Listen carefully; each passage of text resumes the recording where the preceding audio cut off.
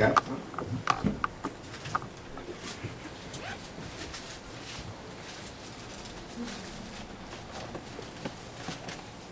On va lire, c'est une histoire bien connue, à partir du verset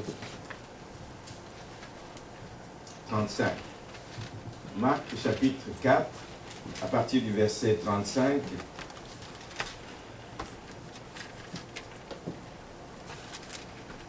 Alors, ce même jour, sur le soir, Jésus leur dit, passons sur l'autre bord. Après avoir renvoyé la foule, ils l'emmenèrent dans la barque où il se trouvait. Il y avait aussi d'autres barques avec lui. Il s'éleva un grand tourbillon, et les flots se jetaient dans la barque au point qu'elle se remplissait déjà. Et lui, de Jésus, il dormait à la poupe sur le coussin. Ils le réveillèrent et lui dirent, « Maître, ne t'inquiètes-tu pas de ce que nous périssons ?» S'étant réveillé, il menaça le vent et dit à la mer, « Silence, tais-toi !» Et le vent cessa et il y eut un grand calme. Puis il leur dit, « Pourquoi avez-vous si peur? Comment n'avez-vous point de foi ?» Ils furent saisis d'une grande frayeur et ils se dirent les uns aux autres, « Quel est donc celui-ci à qui obéissent même le vent et la mer? » Seigneur, merci parce que nous réalisons que tout pouvoir t'a été donné. Tout pouvoir est entre tes mains. Tu es celui qui commande au vent et les vents se calment. Tu es celui qui commande aux tempêtes et les tempêtes se calment. Tu es celui qui dit un mot et la chose s'accomplit. Tu es le grand Dieu. Tu n'as pas d'égal, tu n'as pas de comparable. Pourquoi aurons-nous peur, Seigneur? Qu'est-ce qui nous inquiétera dès lors quand nous savons que nous marchons avec toi comme nous l'avons chanté? Qu'est-ce qui nous fera peur quand nous savons que tu es avec nous jusqu'à la fin des temps? Aide-nous ce matin, Seigneur, par le moyen de ta parole, à être obéissant à ta voix, obéissant à tout ce que tu nous commandes de faire, car toi tu sais où mène le chemin, car tu connais les conditions par lesquelles nous devons passer, mais nous ne sommes pas seuls, tu ne nous abandonnes pas, tu seras avec nous dans toutes les circonstances de notre vie. Je te bénis pour ta parole, cher Saint-Esprit. Laisse qu'en ce début d'année, Seigneur, cette parole vienne nous rassurer, Seigneur. Vienne nous donner une énergie nouvelle afin que nous puissions continuer le chemin, que nous puissions aller de l'avant, toujours portant des fruits qui réjouissent ton cœur, Seigneur. C'est ma prière, Seigneur, en ce moment où nous allons partager ta parole. Laisse que, Seigneur, ne sorte de ma bouche que ce qui édifie ton peuple, ce qui bénit ton peuple, ce qui l'aide à grandir dans tes voies, à te suivre et à te suivre, Seigneur, partout où tu les appelles. Merci, Seigneur, pour cet esprit d'écoute que tu donnes à tes enfants et l'esprit qui va nous permettre de garder cette parole, que chaque fois que nous passerons par des moments difficiles, que nous sachions que tu es là, que nous pouvons compter sur toi, que nous pouvons t'appeler au secours, que nous pouvons, Seigneur, crier à toi. Béni soit ton nom. Merci, Seigneur. Amen.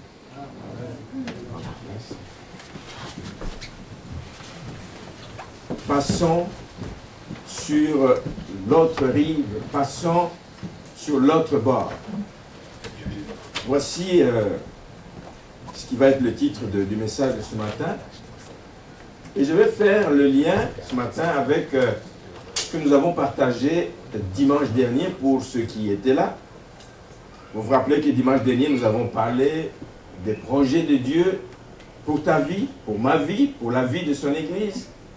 Dieu a des projets pour chacun de nous, des projets de paix, avons-nous dit, et non de malheur. C'est des projets que lui seul commande, lui seul dirige, lui seul veille à ce que ces projets se réalisent. Rappelez-vous qu'en partageant cela, nous avons dit aussi que l'année 2013, que nous souhaitons toujours être une bonne année, une année heureuse, une année de richesse de toutes sortes, qu'elle ne sera heureuse, qu'elle ne sera bénie qu'en fonction de notre attachement au Seigneur, qu'en fonction de notre attachement à la parole de Dieu, qu'en fonction de notre obéissance à cette parole. On peut l'attacher, on peut la connaître du fond de son cœur, on peut la réciter, on peut la donner aux gens comme exhortation, mais si nous-mêmes on n'y croit pas et si nous-mêmes on n'y obéit pas, ça ne donnera pas d'effet dans notre vie. La clé de la vie chrétienne, le succès de la vie chrétienne n'a qu'une seule clé, c'est l'obéissance à la voix de Dieu. L'obéissance à la voix de Dieu. Vous savez que l'homme de Dieu, l'homme qu'on aime tant, notre Père spirituel, Abraham, quand il a été appelé, que Dieu lui a demandé de quitter son pays, de quitter sa terre, de quitter ses biens, de quitter sa famille, il lui a demandé d'aller par la foi dans le pays qu'il lui indiquera. Il ne sait pas ce qu'il y a dans ce pays, mais il s'est levé parce qu'il croyait à son Dieu. Il s'est levé et il est parti en route. Et nous savons combien Dieu l'a béni. Le texte que nous lisons ce matin va un petit peu dans le même sens. Jésus dit à ses disciples, passons sur l'autre bord. Il ne vous dit pas, pensez-y, est-ce que c'est le bon moment pour y aller? Est-ce que vous vous sentez en forme pour y aller? Il commande. Il dit, passons. C'est un ordre, c'est un commandement. Quand on lit ce bout de verset, on s'aperçoit que Jésus ne sollicite pas la vie de ses disciples. Jésus sait quel est le bien de ses disciples. Jésus sait ce qu'il attend de ses disciples. Et Jésus veut et s'attend que ses disciples fassent ce qu'il attend d'eux. Comme il attend de toi et de moi que nous fassions ce qu'il attend de nous durant l'année 2013. Passons sur l'autre rive. Avançons dans l'année nouvelle. Passons sur l'autre rive, c'est un impératif que Jésus a aussi pour nous. C'est un impératif, il ne nous consulte pas, il veut que nous le fassions, il veut que nous le suivions, il veut que nous allions là où il veut qu'on aille.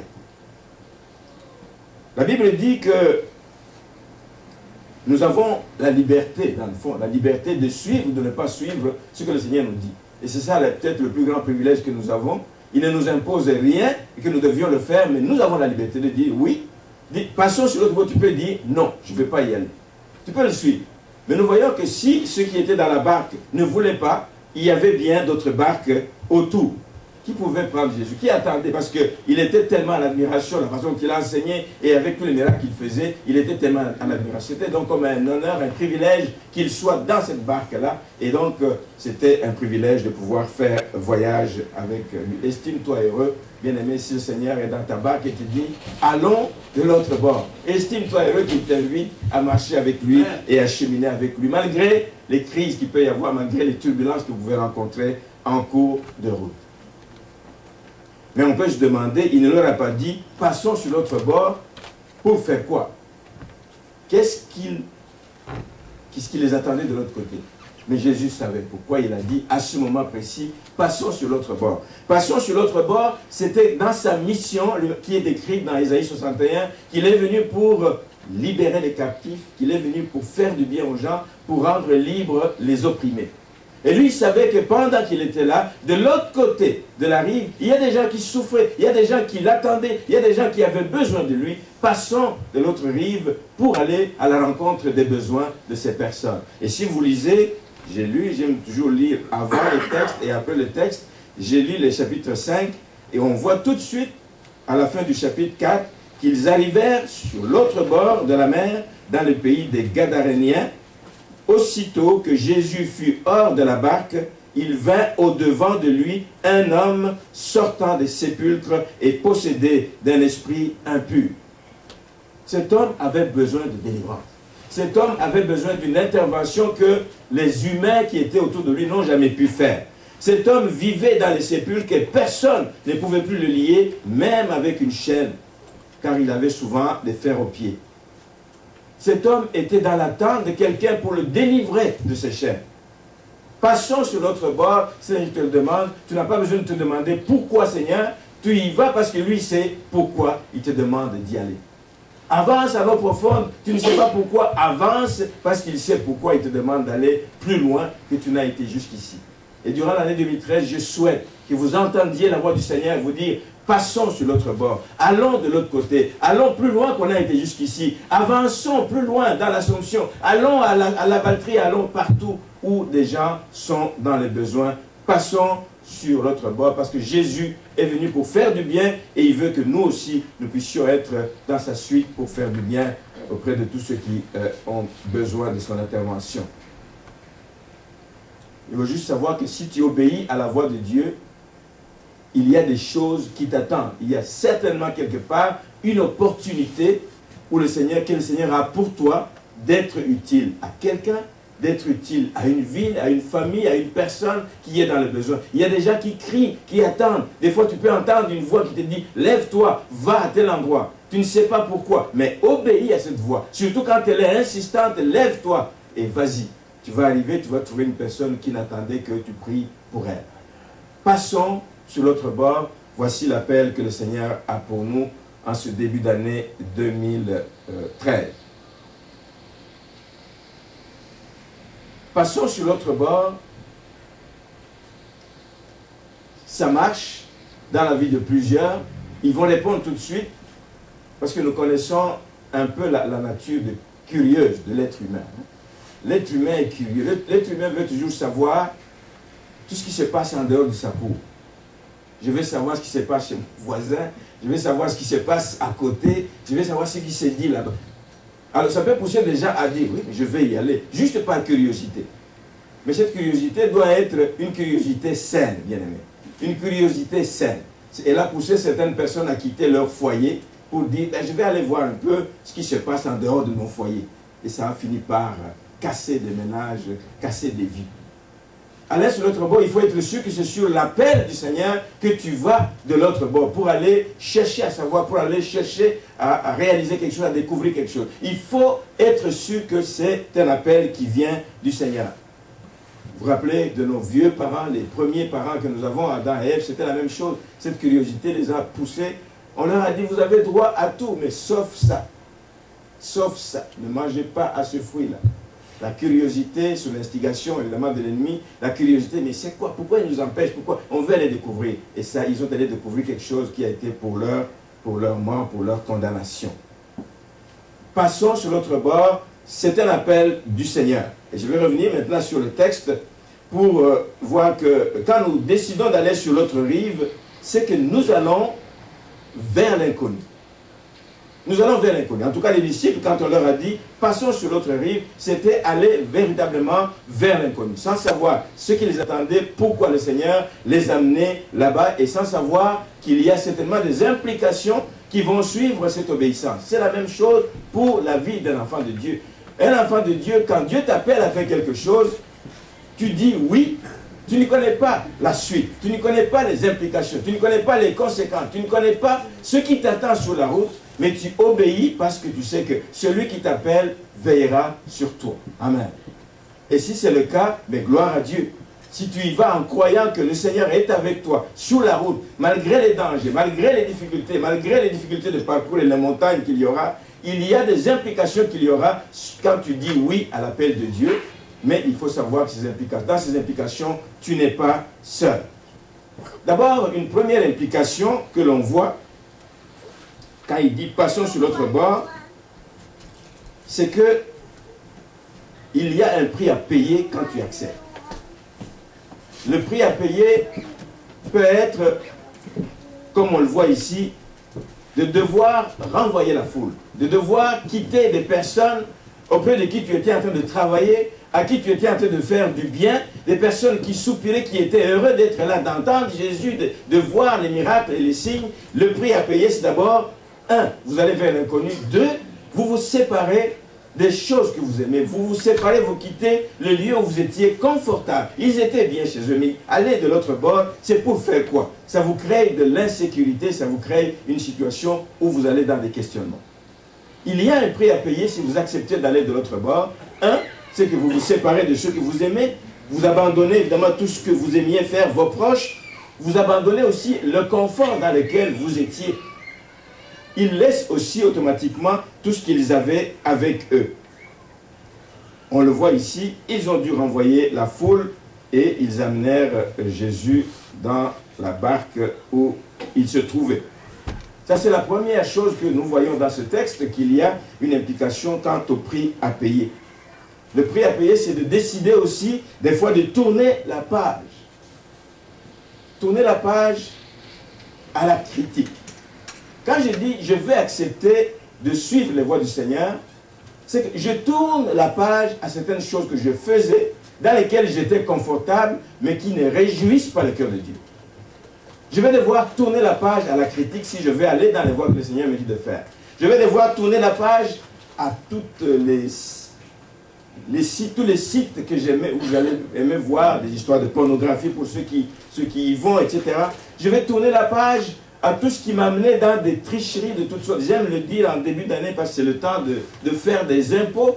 Les enfants de Dieu doivent se comporter correctement au moment de déclarer leurs impôts. Bien aimé, si tu veux aller de l'autre bord, il va falloir tourner. Tu ne peux pas aller loin avec le Seigneur en amenant avec toi la critique et toutes les mauvaises choses que tu faisais dans le passé. C'est des choses que tu dois laisser. Autant qu'ils ont laissé la foule, ils ont renvoyé la foule. Il y a des choses que tu dois renvoyer de ta vie, qui n'ont plus place à ta vie si tu veux aller loin avec le Seigneur. Il y a un prix à payer, c'est d'abandonner ces choses. C'est d'abandonner aussi un mode de pensée, une façon de parler. Nous avons un peu parlé de ça dimanche dernier. Tu ne peux pas dire « je suis béni de Dieu » et continuellement sortir des paroles « ça ne va pas dans ma vie, et moi je suis pauvre, et moi je suis malheureux ». Il faut changer de langage. Parce qu'il y a des choses qui nous gardent, bien aimés, prisonniers du passé si nous continuons à y être. J'aime le dire ici sans devoir choquer personne. Bien aimés, des personnes qui ont connu l'abus dans leur enfance, ça a laissé des marques. Mais à un moment donné, en tant qu'enfant de Dieu, on doit tourner la page à ces choses. Je ne dis pas qu'il faut oublier, c'est-à-dire que c'est comme si ça n'existait pas dans ta vie, mais ça ne doit pas te marquer. Parce que si ça continue à te marquer, ça va te freiner dans l'élan que tu dois avoir pour le Seigneur. Ça va t'arrêter dans la mission que le Seigneur te donne, parce que tu reviens continuellement sur le passé, sur le passé. Il faut tourner la page, c'est le prix à payer. Amen. Première implication quand on accepte de passer sur l'autre bord, c'est de savoir qu'il y a un prix à payer. Vous allez vers l'inconnu, vous êtes tenu de ne faire confiance qu'en Dieu. Comme Abraham l'a fait. Il est parti sans savoir, il a tout laissé, mais il est parti sur la parole de Dieu et il est allé loin. Et nous savons que la suite, il n'a pas été déçu parce qu'il a été plus que béni. Et nous sommes bénis aujourd'hui en lui. Alléluia. Merci Seigneur. Il y a d'autres implications qui vont avoir lieu sur le plan spirituel dans la vie des enfants de Dieu. Amen. C'est que quand tu marches dans les voies du Seigneur, et on le voit que tout de suite qu'ils sont entrés dans la barque, au verset 37, la Bible dit qu'il s'éleva un grand tourbillon et les flots se jetaient dans la barque. Aussitôt que tu acceptes de suivre les voies du Seigneur, aussitôt que tu acceptes de marcher dans les voies du Seigneur, attends-toi qu'il y ait un prix à payer de ce côté-là aussi. Il y a des flots qui vont se lever dans ta vie. Il y a des turbulences qui vont arriver dans ta vie. Il y a des persécutions qui vont arriver dans ta vie. Il y a des flots qui vont arriver, des flots qui risquent même de t'emporter, qui sont très, très, très menaçants. Et ça donne évidemment une indication ici que quand on est dans les voies du Seigneur, quand on est enfant de Dieu, mais même quand on est dans la volonté de Dieu, quand on fait ce que Dieu nous demande de faire, on n'est pas épargné des tourbillons, on n'est pas épargné des turbulences, on n'est pas épargné des tempêtes. Amen. Ce qui est bien, c'est que même si ces tempêtes viennent, le Seigneur est avec nous dans la barque. Amen. Voici une assurance que nous avons en tant qu'enfants de Dieu. Voici une assurance qui peut nous dire « Je ne résisterai à aucun appel de Dieu parce que peu importe où il m'envoie, peu importe ce qu'il me demande, il sera avec moi. » Amen. C'est une implication d'être exposé au flot de la mer, aux turbulences de la vie. Donc, nous sommes enfants de Dieu, on peut s'attendre, et c'est même normal qu'il y ait des turbulences. Si tu es enfant de Dieu, tu es véritablement dans la volonté de Dieu, que tu ne vis pas des situations difficiles, je crois qu'il faut se poser des questions. Je l'ai souvent dit ici. Il faut se poser des questions. Est-ce qu'elle est réelle? Parce que si tu es réellement dans la volonté de Dieu, tu sais que l'ennemi se lèvera toujours pour t'arrêter, pour t'empêcher de faire, pour te décourager, pour chercher à te nuire. Il le fera toujours. Il le fera toujours. Quand il y a un appel sur ta vie, il ne veut pas que tu répondes à cet appel. Il viendra t'arrêter. Il viendra mettre des barrières. Il viendra mettre même des pensées pour t'arrêter à le faire. Alors, ce n'est pas étonnant qu'il y ait des turbulences. Ce n'est pas étonnant qu'il y ait des flots dans la vie des enfants de Dieu. Qui que tu sois, pasteur, colonne dans l'église, meilleur donateur dans l'église, qui que ce soit, est exposé à ces turbulences dès lors qu'il entre dans la volonté de Dieu. Amen. Il faut juste faire attention aux commentaires que nous faisons si facilement. Chaque fois que quelque chose arrive, on pense que la personne a péché. Non, ça n'a pas de rapport. Dieu permet que ces choses arrivent dans la vie de ses enfants. Un, pour affermir notre foi, pour tester réellement notre attachement à lui. Dieu peut le permettre. Il l'a permis dans la vie de plusieurs. Il le permettra aussi dans ta vie. Attention simplement aux commentaires que nous avons souvent tendance à faire et dire ça ne peut pas arriver à un enfant de Dieu. Telle histoire ne peut pas arriver à un enfant de Dieu. Si ça arrive, c'est sûrement qu'il a péché. Ça peut être vrai, ça peut être le cas, mais ce n'est pas toujours le cas. Mais attendons-nous, par exemple, si ça arrive, ben oui, que le Seigneur sera avec nous dans ces conditions-là. Amen. Ce que je note aussi, dans ce texte, la Bible dit, au verset 38, « Et lui, il dormait à la poupe sur le coussin, ils le réveillèrent et lui dirent, « Maître, ne t'inquiètes-tu pas de ce que nous périssons. » Le texte nous parle d'un grand tourbillon. Je ne pense pas que c'était des paquebots à l'époque, c'était des barques, c'était des petites barques qui étaient facilement ballottées par des vents. Alors ici, c'était un grand tourbillon. Mais la Bible nous dit que Jésus dormait. Étonnant. Il devait être réellement fatigué. Et je pense que oui, il était fatigué. Après une longue journée. Pourquoi? Parce que le vent et le tourbillon en question s'est levé. C'était le soir. La Bible dit au verset 35, ce même jour sur le soir. Et si vous lisez les versets précédents, vous vous apercevez que tout ce qui vient avant, c'était une équipe qui était au travail. Le soir, on est supposé rentrer chez soi pour se reposer. Mais là, il dit, passons sur l'autre bord. Et là, vous allez devoir affronter les vents, etc. Vous êtes fatigué, ce n'est vraiment pas le bon temps.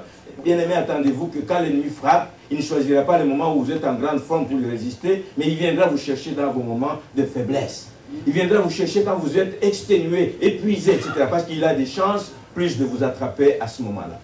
Ça, c'est une autre chose que nous voyons. Ces tempêtes viendront certainement dans la vie des enfants de Dieu, mais ils viendront au moment où nous sommes faibles, au moment où nous sommes enclins à lâcher tomber, à laisser tomber. Et vous savez pourquoi ils étaient fatigués? C'est parce que, si nous lisons au chapitre précédent, au chapitre 3, le verset 20, nous voyons que ils avaient souvent l'habitude de travailler au point de ne pas avoir le temps de manger à la fin de la journée.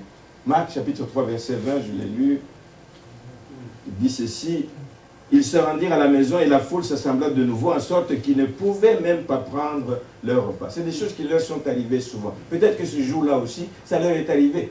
Ils terminent la journée, il est temps de partir, ils n'ont même pas le temps de manger, ils étaient fatigués. Et l'ennemi profite de ce moment-là. Et les tempêtes viendront aussi nous suivre et nous chercher lorsque nous sommes dans un moment de faiblesse, dans un down. Il y en a comme ça dans la vie des enfants de Dieu. On se sent démotivé, on n'a plus le goût. C'est le moment que l'ennemi va s'attaquer à nous et s'acharner pour... Il est venu vers les disciples, c'était en fin de journée, il devait être fatigué. Jésus nous en donne l'exemple, il était endormi au point de ne même pas sentir qu'il y avait des turbulences à ce point. Ils ont failli le réveiller pour qu'il puisse réaliser ce qui se passait. Bien qu'en tant que Dieu, il savait ce qui était arrivé. Amen. Juste faire attention de ne pas dire que, mais non, moi je suis chrétien, je suis fort dans le Seigneur, il n'y a rien qui peut me... Non. Sachez que nous avons des moments de faiblesse dans la vie et demandons toujours que le Seigneur nous réconforte. Quand l'attaque vient à ce moment-là, sachez que de toi-même tu ne peux rien, mais c'est juste recourir au Seigneur et lui demander la grâce de tenir et de tenir ferme. Amen. Il y a beaucoup d'implications dans ce texte. Nous avons vu l'implication qui touche le prix à payer de voir se dessaisir, se départir de certaines choses, de voir changer nos méthodes de travail, nos façons de faire, nos façons de penser et de parler. Nous avons vu aussi qu'il y a d'autres implications, c'est que quand on veut aller dans la volonté de Dieu, il y a des flots qui vont se lever, il y a des situations difficiles qui vont se dresser dans nos vies, mais sachons que nous ne sommes pas seuls. Mais regardons maintenant quelle a été la réaction des disciples. C'est quand même des disciples qui venaient de faire du temps avec le Seigneur. C'est des disciples qui ont été témoins et des enseignements puissants et des miracles que Jésus faisait. Je ne sais pas s'ils doutaient encore qu'ils avaient affaire à un homme ou qu'ils avaient affaire au Fils de Dieu, au Messie qui était attendu, qu'ils avaient affaire à Jésus-Christ. Dieu puissant. Emmanuel, Dieu avec nous, Dieu avec eux. Est-ce qu'ils le savaient? Mais ce n'est pas tout à fait le cas, parce que quand on voit la réaction qu'ils ont eue, c'est d'abord une réaction de peur. Devant de tels flots qui submergeaient le bateau, qui risquaient de renverser leur barque, la Bible dit que la barque, les flots se jetaient dans la barque au point qu'elle se remplissait déjà. Oui, ça fait peur. Avec tous les efforts que vous faites pour déverser, mais le temps que vous envoyez 2 seaux dehors, mais il y a 10 qui rentrent. Donc, c'était menaçant, ils avaient peur et ils étaient inquiets sur leur vie et sur leur sort. Vous allez dire que c'est normal, qu'est-ce qu'ils pouvaient faire? Ils pouvaient s'inquiéter quand ils voient ce qui arrive. C'est vrai, mais s'inquiéter jusqu'à une certaine mesure, mais s'inquiéter, comme on aime toujours dire, c'est ne pas croire que Dieu est avec toi. Et là, ils avaient Jésus avec eux. Même s'ils dormaient, ils savaient, en les invitant d'aller de l'autre côté, qu'il y aurait cette tempête, ils le savaient. Nous allons voir plus tard pourquoi Jésus peut-être est resté endormi, il les a laissés faire. Nous allons voir pourquoi plus tard. Donc, la réaction des disciples, c'est une réaction de peur. C'est une réaction de peur. C'est une réaction d'inquiétude. Ce que nous voyons qu'ils ont fait, que toi et moi sans doute aurions fait, c'est qu'ils ont crié à lui. Et lui dormait sur le coussin, ils le réveillèrent et lui dirent, « Maître, ne t'inquiètes-tu pas de ce que nous périssons ?» L'appeler au secours, ce n'est peut-être pas ça qui est mauvais, mais moi j'y vois le ton sur lequel il lui parle. « Maître, ne t'inquiètes-tu pas de ce que nous périssons? Mais tu dors et nous sommes en train de périr. Alors que c'est toi qui nous as invités d'aller de l'autre côté. Qu'est-ce que tu fais? » C'est comme quelqu'un qui ne réalise pas qu'il parle, il l'appelle maître, mais il le traite comme si tu parlais à un enfant. Nous devons faire attention à notre langage. Même quand nous sommes dans la souffrance la plus terrible, même quand nous vivons des moments difficiles, sachons ce qui sort de notre bouche quand nous parlons à notre Dieu, bien-aimé. Sachons retenir, sachons sélectionner les mots. Nous parlons à un Dieu puissant qui mérite toute la révérence. Amen. Toute la révérence. Ne t'inquiètes-tu pas de ce que nous périssons? Il dit, mais toi tu dors, mais nous sommes en train de périr. Comme si lui n'allait pas périr avec eux si jamais il devait périr. Ne t'inquiète pas. C'est comme une menace. Il dit, mais réveille-toi, fais quelque chose. C'est pas comme ça qu'on demande à Dieu. Il n'a pas de compte à nous rendre. Nous le supplions. Seigneur, voici ce que nous vivons, voici ce que nous traversons, voici les moments difficiles dans lesquels nous sommes. Viens à notre secours. Fais quelque chose, papa. Fais quelque chose, papa. Pas n'importe comment. Ça, j'aime voir cette réaction et nous éviter nous-mêmes, quand nous traversons des moments difficiles. Vous savez, des fois, la douleur est tellement grande que nous pouvons vivre en tant qu'enfants de Dieu que nous commençons à sortir n'importe quel mot de notre bouche. C'est très dangereux. Nous devons avoir de la révérence envers le Seigneur. Amen. Nous voyons aussi que ce n'est certainement pas une réaction d'un homme de foi. Si c'était quelqu'un qui avait la foi, il dit, mais non, Jésus est avec nous, nous n'avons pas à nous inquiéter. Jésus est avec nous, nous n'avons pas à nous inquiéter. Nous pouvons prier le Père. C'est ce que Jésus voulait leur apprendre, à mon sens. La Bible ne le dit pas clairement, mais je pense que Jésus, sachant qu'il ne serait pas avec eux tout le temps, qu'à un moment donné qu'il les quitterait et qu'il s'en irait, il voulait qu'ils apprennent à recourir au Père, s'adresser au Père dans les moments difficiles, qu'ils apprennent à se prendre en charge, pas toujours compter. Nous sommes aussi chrétiens, nous comptons, ah je compte. Il y a des hommes qui comptent sur leurs femmes, il y a des femmes qui comptent. Ma femme prie et comme ma femme prie, je n'ai besoin de rien, je n'ai pas besoin de m'inquiéter. Dieu veut que tu saches prier toi-même. Parce qu'un jour, il arrivera que ta femme ne sera pas là. Un jour, il arrivera que ton mari ne sera pas là. Un jour, il arrivera que ton pasteur ne soit pas là. Il faut que tu sois en mesure de prier. Un jour, tu vas te trouver seul devant une personne qui est en train de rendre l'âme. Tu ne sais pas prier. Qu'est-ce que tu vas faire de cette personne? C'est ta responsabilité. Jésus voulait que ses disciples apprennent à prier. Pas tout le temps le réveiller, mais vous avez accès au Père. Vous avez un accès libre. Nous avons un accès libre au Père. Nous l'avons. La porte a été ouverte. Nos prières montent et personne ne peut les empêcher de monter si elles viennent du fond de notre cœur et Dieu va les exaucer. Une belle leçon qu'on peut tirer ici, c'est que oui, quand le Seigneur nous appelle d'aller de l'autre côté, nous n'allons pas seuls. Nous avons une possibilité de recourir à Dieu en lui montrant les situations difficiles que nous traversons et il viendra à notre secours. Jésus, sachant qu'il ne serait pas tout le temps avec eux, il voulait qu'ils apprennent à se prendre en charge dans les moments difficiles. Amen. Ce n'était donc pas du tout une réaction des hommes de foi Pourquoi je le dis? C'est parce que plus loin, quand Jésus leur parle, il dit, mais comment n'avez-vous point de foi? Après tout ce que je vous ai enseigné, après tout ce que vous avez vu, c'est comme si vous ne retenez rien, c'est comme si vous n'y croyez pas, c'est comme si je parle dans le désert. Comment n'avez-vous point de foi? J'étais avec vous, je suis tout puissant. Vous le savez, vous l'avez vu, rien ne me résiste. Comment n'avez-vous point de foi? Donc c'est une réaction qui n'est pas du tout celle des hommes de foi. C'est la même chose pour nous quand nous passons par un temps d'épreuve. Nous devons savoir que Dieu est capable de calmer la tempête, bien aimé. Ce qu'il nous faut et qui nous manque souvent, c'est juste de mettre notre confiance en Dieu. Mettons notre confiance en Dieu et arrêtons de mettre notre confiance aux hommes. Même les chrétiens. Même les chrétiens. Je n'ai rien contre les médecins. Si un médecin te fait un diagnostic, mais ton regard dit non, non. On m'a dit qu'à l'hôpital Sainte-Justine, c'est là qu'il y a le meilleur pédiatre, c'est là qu'il faut que j'amène mon enfant. Aie confiance en Dieu. C'est bon de croire que les médecins peuvent faire quelque chose. Mais la première personne sur qui tu dois t'adresser, à qui tu dois t'adresser, sur qui tu dois compter, c'est le Seigneur.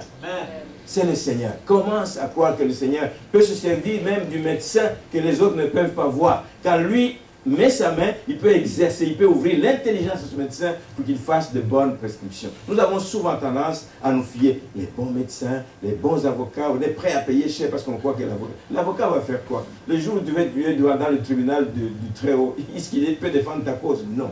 Amen. Si Dieu a décidé que c'est le temps de la fin, le meilleur médecin au monde, qu'est-ce qu'il peut faire? Rien, il ne peut pas te donner la vie. Amen. Amen. Et apprenons donc à compter sur le Seigneur et sur Dieu avant de placer notre confiance dans les hommes ou dans notre conjoint. Je voudrais maintenant dire un mot sur l'intervention ou l'implication de Jésus lui-même.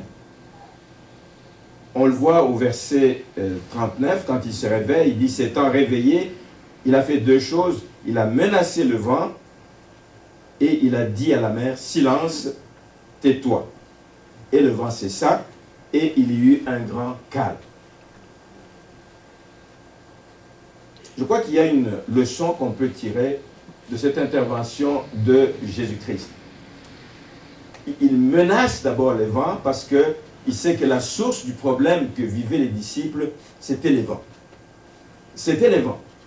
Tu pouvais dire à l'eau, sors du bateau, mais tant que le vent va continuer à souffler, l'eau reviendra, des tourbillons vont encore venir remplir, tu risques de travailler en vain. Il faut savoir distinguer quand on adresse un problème qui arrive dans la vie d'un enfant de Dieu ou dans la vie d'une personne tout court, savoir adresser la cause du problème, discerner la cause du problème, la source du problème et discerner ce qui est une conséquence.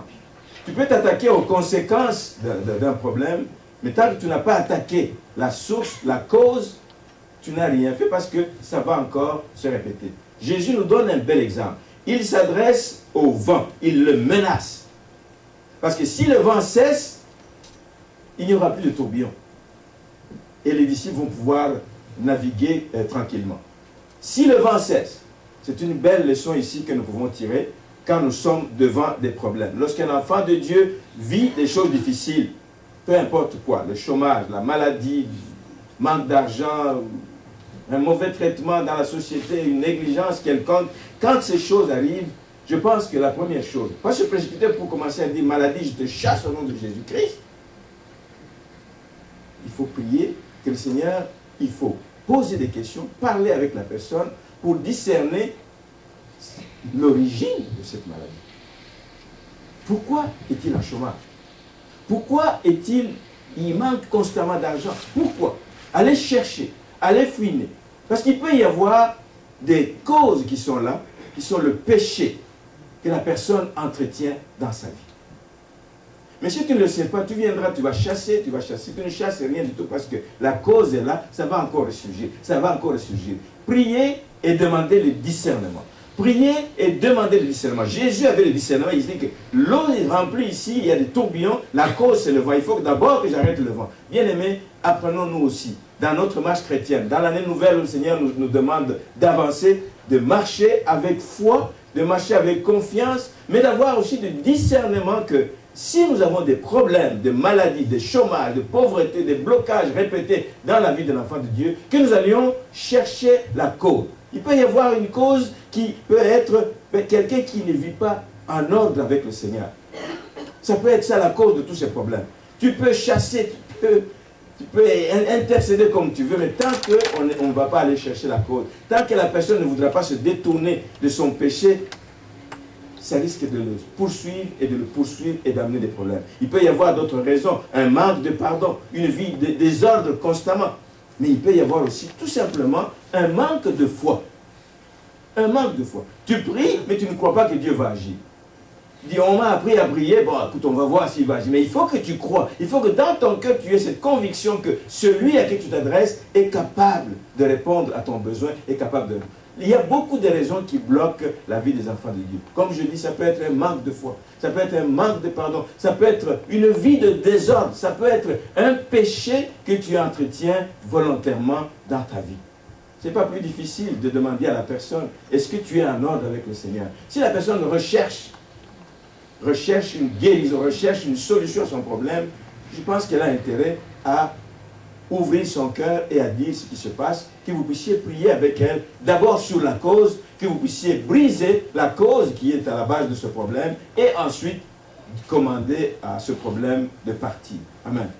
Jésus menace le vent, et ensuite il s'adresse à la mer de se taire et de garder silence, et le vent cessa, et il y eut un grand calme. Ils ont pu continuer leur chemin.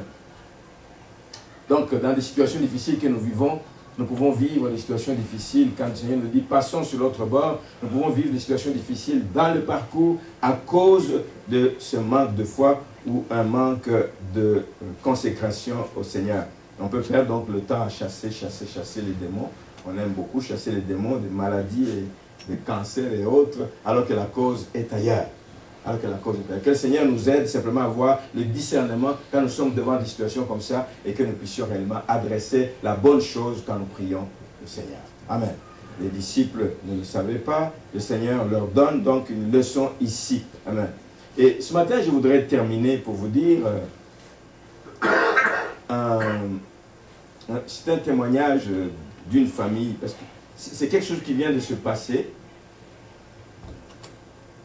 C'est une famille à qui le Seigneur a réellement parlé depuis des mois et des mois et des mois. Un peu comme Abraham, tu quittes ton pays, tu vas où je vais t'indiquer d'aller. Vous savez, c'est une décision difficile. Vous êtes là, vous êtes né à une place, vous avez vécu à une place, toute votre vie est passée là-bas, mais vous sentez réellement que c'est un appel de Dieu. Il ne parle pas seulement à vous, il dit, passons sur l'autre rive, allons de l'autre côté. Quitte où tu es, va de l'autre côté, là où je vais t'indiquer d'aller. Comme Abraham. Il peut y avoir de la résistance. Mais moi, je suis déjà ici. J'ai ma maison ici. J'ai ma famille ici. J'ai peut-être mon travail ici. Mais l'appel revient. Il revient par la bouche de beaucoup de serviteurs de Dieu. Des gens qui ne connaissent pas du tout cette famille. Quelqu'un vient d'Afrique, retrouve cette famille en Belgique, et dit, oh, le Seigneur me montre que tu as beaucoup souffert ici, tu as beaucoup souffert, tu as vécu des choses difficiles, tu as vécu ci, tu as vécu ça. Et le Seigneur t'amène dans un pays où il va te bénir. Au-delà de ton imagination, au-delà, il continue. Il ne connaît même pas la personne.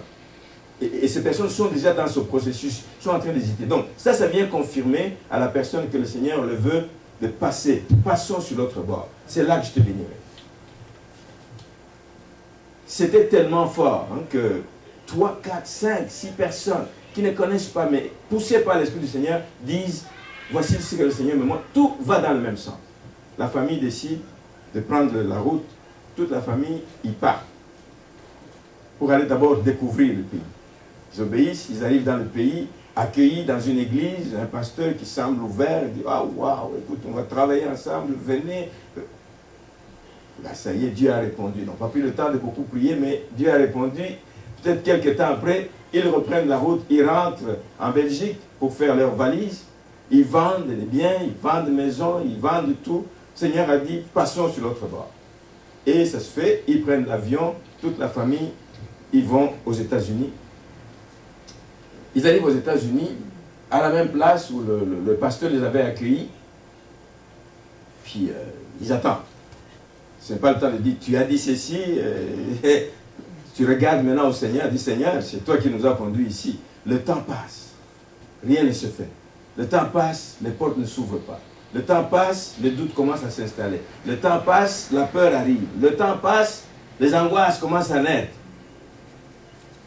Surtout de la part des enfants et des jeunes adolescents. Il dit, ah non, nous allons rentrer en Belgique. Écoute, il avait dit des choses, il ne le fait pas. Il promet ceci, il ne le fait pas. Il promet ceci, il ne le fait pas. Pourtant, le Seigneur dit, passons sur l'autre rive. Ça, c'est maintenant les flots de la mer qui commencent à se dresser. Une famille qui était partie, unie, avec la même vision, le désir de travailler pour le Seigneur, ensemble.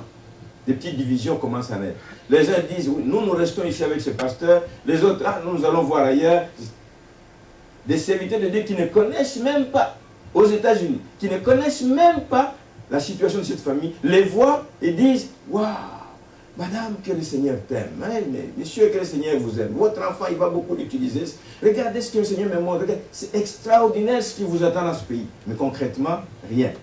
Les petites économies que les gens avaient commencent à s'effriter et l'inquiétude commence à prendre place. Ils prient, prennent le temps de prier, rien ne s'ouvre toujours, rien ne s'ouvre. Dieu envoie une autre personne qui les transporte d'une place à une autre. Il dit, waouh!